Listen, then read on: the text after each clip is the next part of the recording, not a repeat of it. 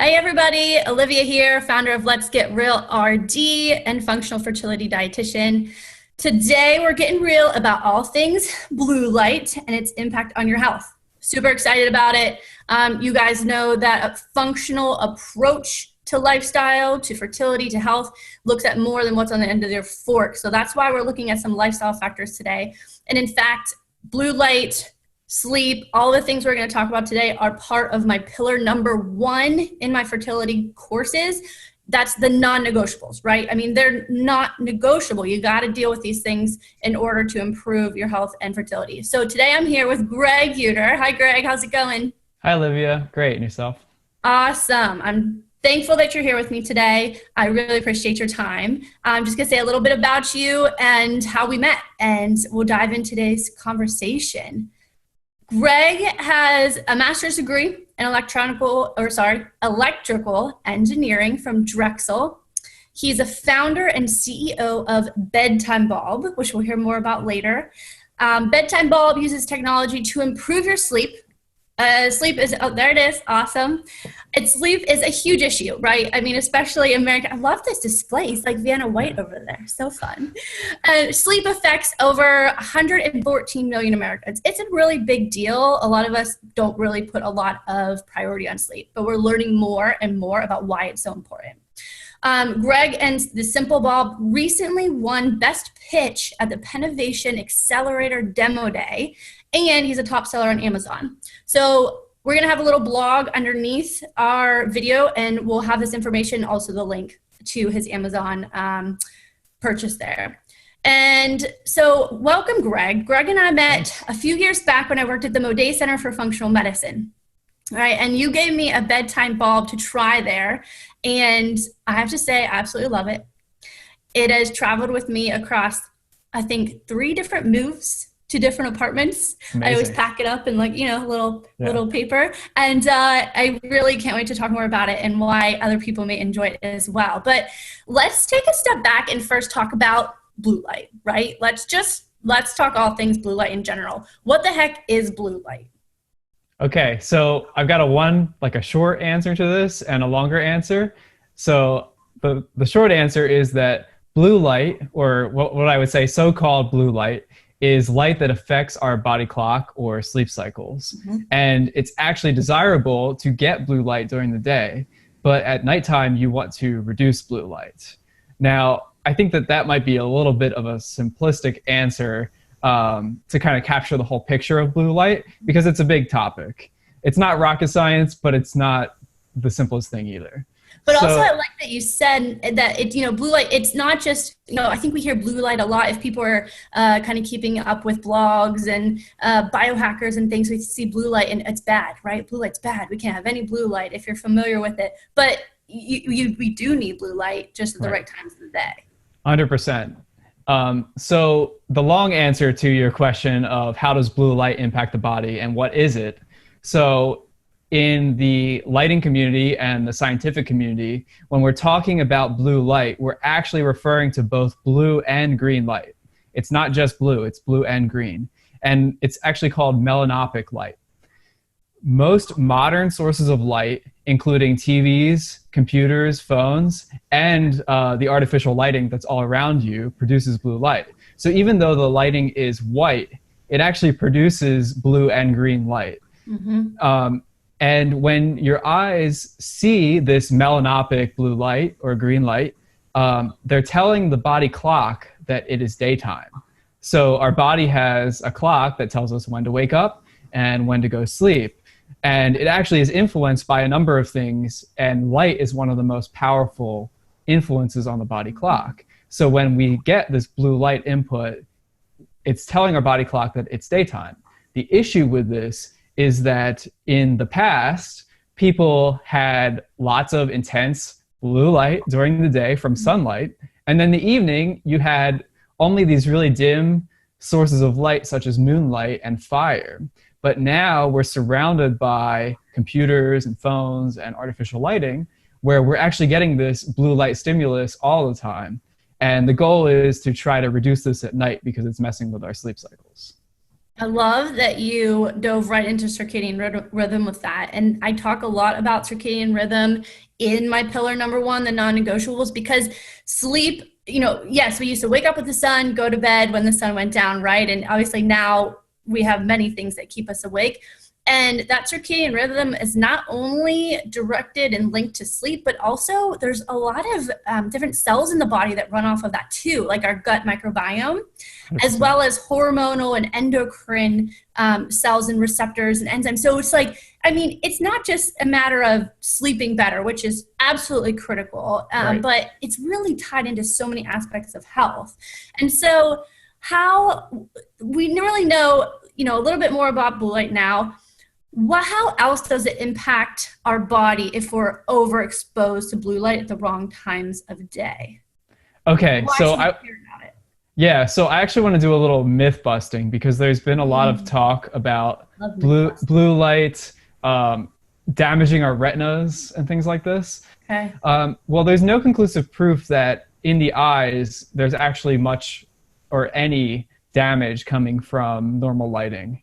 So even though like people are like, don't use LEDs because they have a blue spike and it's damaging our retinas. Well, the actual science around this was done in a petri dish, not in actual eyes, and the eyes have protective mechanisms against blue light.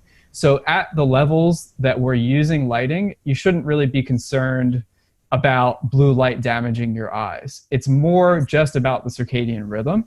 Okay. Uh, with that said, though, like you said, the circadian rhythm doesn't just tell you when to wake up and sleep. It actually runs every clock in our body, whether it's like a millisecond clock all the way up to a multi-year clock, including menstrual cycles.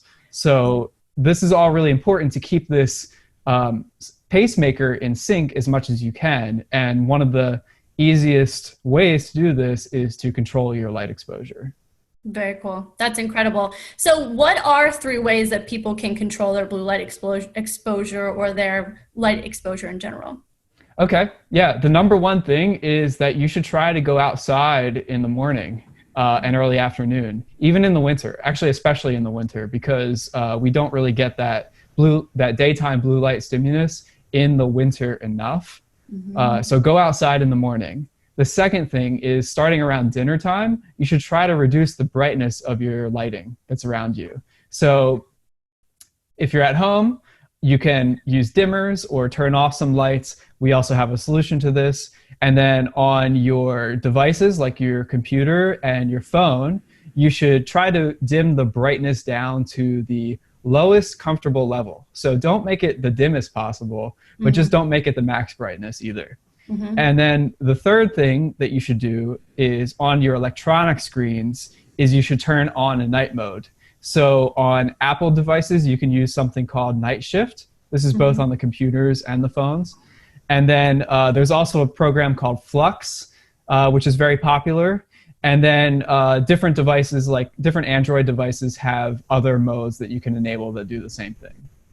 I love that. Super easy, practical tips that people can start doing today to really change the way that their body perceives this light. Now, I have a couple questions for that. Number one, when you go outside in the morning, say you're right, that's really important to get that blue light exposure. I know that helps with our cortisol and really kind of bringing that down after we wake up and other hormones. What if it's overcast outside? Are people still getting blue light exposure, or it's like, it's rainy, doesn't matter, I'm just gonna stay on the couch in my PJs?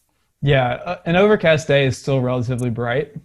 Of course, you probably need to stay outside a little bit longer to get the same stimulus. But I personally wouldn't concern yourself too much with like, oh, I need to get outside for 12 minutes today instead of 10. Right. I would say, though, that I personally don't wear sunglasses in the winter because you really want to try to maximize that circadian stimulus. I love that. That's a great tip. What if you're just sitting by a window? Like if you're eating breakfast by a window, or does the window block that? Do you really need to be outside? It's better than nothing, for sure. But, obviously when it's cold outside in the winter, you don't want to go outside. So I totally get it. So you definitely, like, I work next to a window. It's helpful. But going outside is the best solution. You can also use a bright lights, such as a happy light or something along these lines. It doesn't have to be a specific seasonal affective disorder light. It can just be a bright light. This can be helpful, but the easiest thing is to go outside. Very cool. I love it. And when you were talking about your filters on your electronic devices, like your phone, now iPhone comes with that night shift already in it, right? So it's just a matter of going into your settings and turning it on? Yeah, you can turn it on manually, and you can also set it to come on a schedule, which is usually the most practical option. So it'll come on at like 7 p.m. and go off in the morning. Great. And it just changes kind of the color and what makes it a little bit orange or like a red filter on it? Exactly. For most people, it's just going to make your screen more yellow or orange. And that doesn't reduce all the blue light, but it's a huge help. And I would say that you don't need to concern yourself with eliminating every single ounce of blue. You should just try to do like the normal solution first. And then if you find that you still really need a more intense solution, then go there. But people are resorting directly to these very extreme methods, like being in pitch black and wearing red glasses. And I think that that's actually, you're setting yourself up for failure because it's very impractical to use those things. Yeah, I'm glad you mentioned that. Let's talk about the glasses, right? So I have a pair of blue light blocking glasses. They have the orange tint to them. I don't wear them a lot, and I think that's exactly what you're talking about. I also have contacts. So like, if I don't have my contacts in, I cannot see. Even like I have to have contacts or my glasses. Okay, yeah. So it's like if I take my contacts out at night, then I'm done. I can't read. I can't do anything because I'm wearing my blue light blocking glasses. So, and so if we use those other techniques, if we dim overhead lights, if we put the filter on our phone, get that morning light exposure, you said that's enough to really make an impact in resetting that circadian rhythm? For most people. And I don't want to completely poo-poo blue light blocking glasses. There are certain ones that are good and they definitely work. And for certain things, like if you're traveling overseas, the blue light blocking glasses could be really helpful because you don't have a lot of control over your lighting. But when you do have a lot of control of your lighting, I find that kind of these more passive approaches of working with your lighting and working with your devices, these things like that, is really enough for most people. Cool. I love that. So another question I have on blue light blocking glasses. Now, I feel like they're everywhere. They're in every store, Warby Parker, online. Every time I buy my glasses on some cheap, like iBuyDirect.com site, and every time I go to check out, would you like to add blue light filter for $8? But then they're not the orange lens. They kind of just look like normal glasses. What do those work? Is it all marketing hype? Like, what the heck are those? And would that be a good middle ground? Because then you could still wear them as your glasses, but they're not the orange lens. Yeah. This is a huge problem. The glasses industry is, there's a huge ethical dilemma where the glasses industry, of course, wants to sell you an add-on. But of course, it's always more, they say that it does more than it actually does. And we've looked at a bunch of blue light blocking coatings for glasses, and they tend to only reduce blue light by about 10 to 20%, which is basically nothing. Like, you really have to reduce most of the blue light to have an effect, and to reduce the amount of light coming in by only 10 to 20% is really not going to do much at all. So my rule of thumb guideline for picking out blue light blocking glasses is, for regular glasses, just don't worry about it. Just don't get the blue light blocking coating. So I think some brands are charging you like $100 for the add-on. It's not just $8. But yeah, right. But if you did, just skip that option, because also, like, it's not really reducing much blue, and you actually want to get that blue light during the day. That's what I was going to ask you next, because then you're limiting that coming in through your eyes from the natural sunlight. Even if you are getting out in the morning, you're kind of shooting yourself in the foot. Right.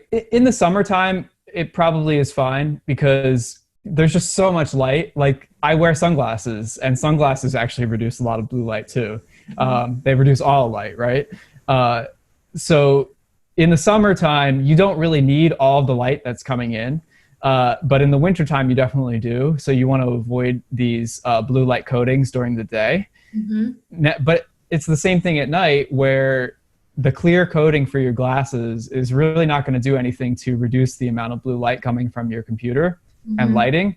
It's better to reduce the brightness and use these filter apps like Flux and Night Shift. With that said, there are blue light blocking glasses that do work, and the rule of thumb approach is pick a yellow, orange, or red lens, and it has to be like a deep yellow. It can't just be like a little yellow. Not what Warby Parker is selling you. They're selling you something that's a little yellow, and that doesn't work. Right.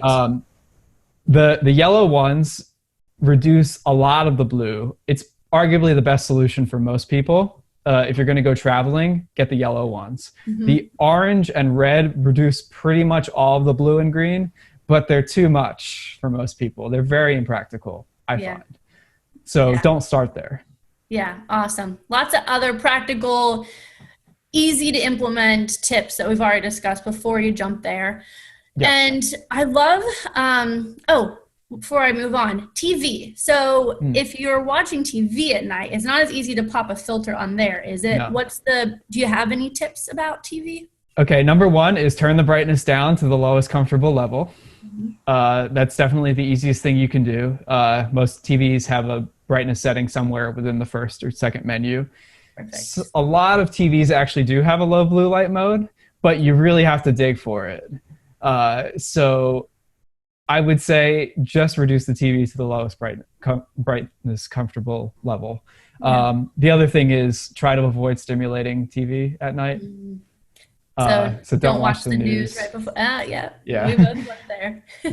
But that's a little bit outside of my field of expertise. So. Yeah, I know. It's a tough pill for a lot of people to swallow. We're not going to get in that because it's obviously a little bit contentious, but yeah, even like movies, right? Like crazy scary movies or something like that, right? I mean, probably not the best thing to be doing right before you while you're trying to get in rest and digest mode and calm those hormones. Probably not. Successful night's sleep. Probably not. Yeah. So, okay, awesome.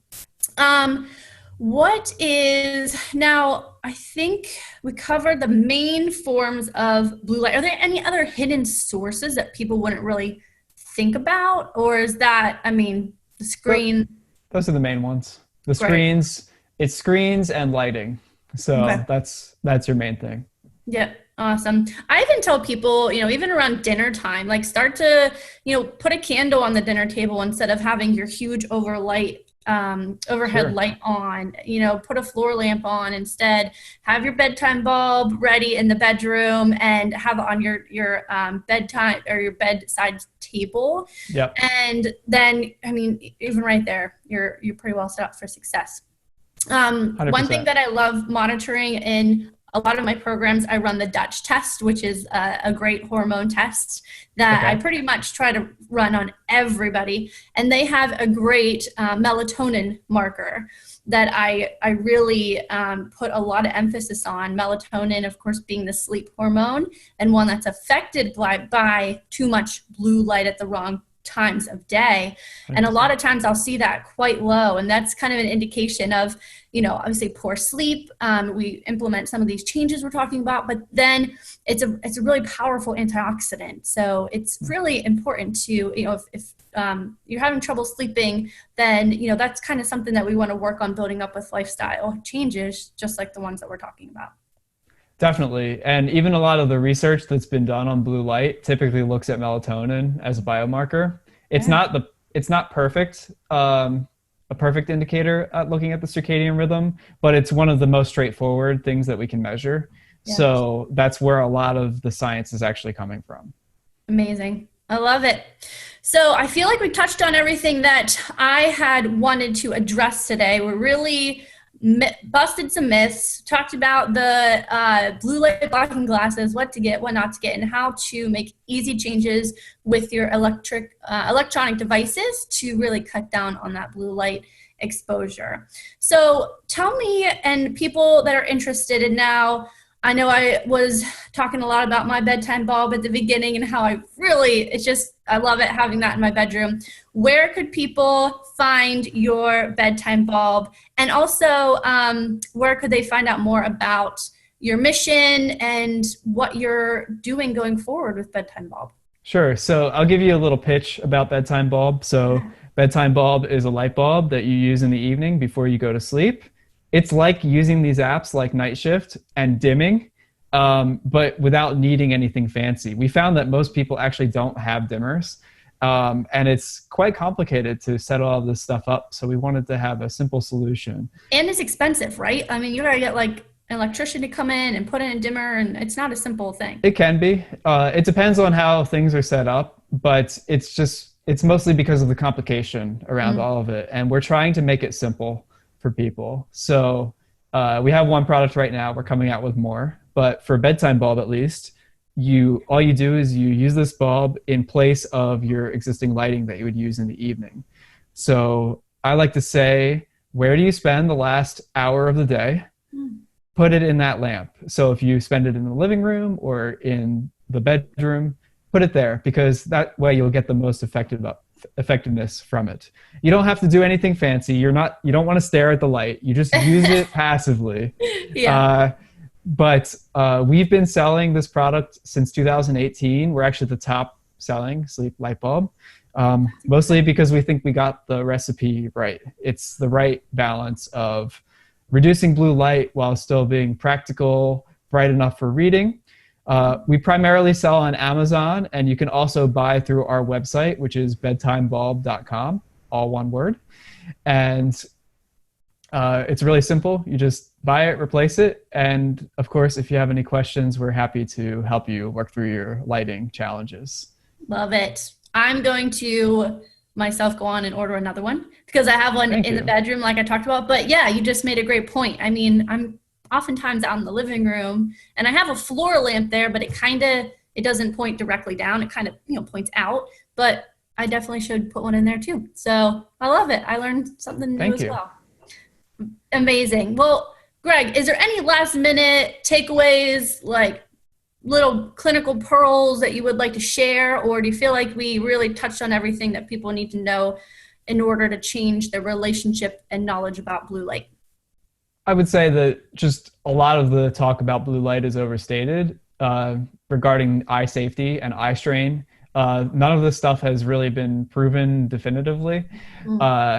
Not to say that there's nothing to it, but it's hard to say right now that we can really say that blue light is causing eye damage or eye strain, things like this. Yeah. So it's more of a balanced approach. You don't have to eliminate all the blue light. Just do this balance of getting some light in the morning, early afternoon, and then reducing blue light in the evening. Very cool. I love how you keep it real. That's what I'm all about.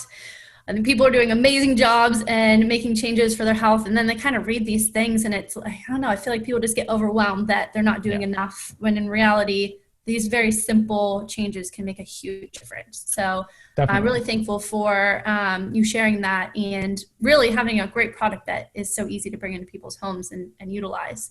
So we're going to have a little bit more about this on the blog below, and we'll have summarize all the information we talked about and maybe even a fun fancy chart or two. I know, Greg, you're all about those charts. Yes. I love when you come and you just have these full spectrum lines and colors, and it's great. So he really dives in deep, and I'll have all the information below and a link to also the bedtime bulb. So Greg, I appreciate you. I appreciate your time and all your work you're doing, and I can't wait to see what you guys are working on next. Thank you, Olivia. I really appreciate the opportunity. Of course.